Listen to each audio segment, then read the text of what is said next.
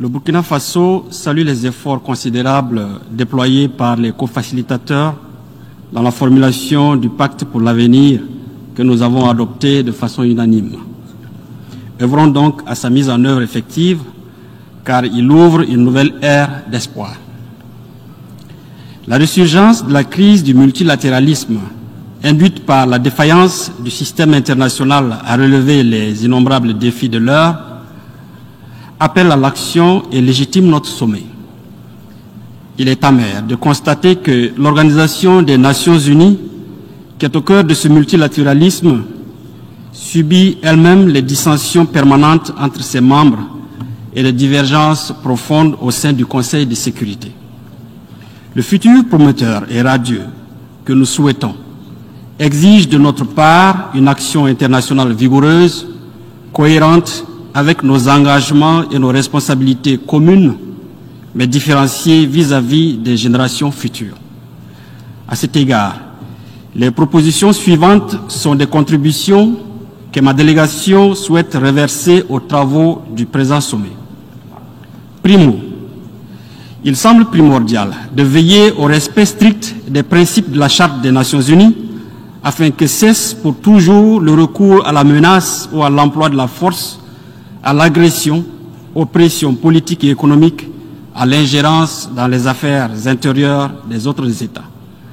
Il importe également de promouvoir la transparence, la justice et l'équité en parachevant la réforme du Conseil de sécurité pour renforcer la confiance entre les États membres. Deuxièmement, dans le domaine de la sécurité, il est crucial de renforcer l'efficacité et l'efficience des opérations de maintien de la paix, ainsi que la crédibilité de l'Organisation des Nations Unies dans la gestion des crises et conflits.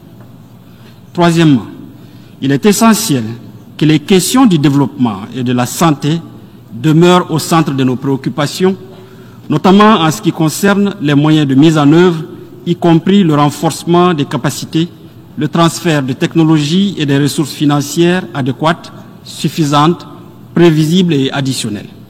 À cet égard, nous devons renforcer la réponse multilatérale pour soutenir les pays confrontés à un endettement élevé et insoutenable, en veillant à une approche plus efficace, ordonnée, prévisible, coordonnée, transparente et opportune. Le même intérêt devrait être accordé à la réforme de l'architecture financière internationale.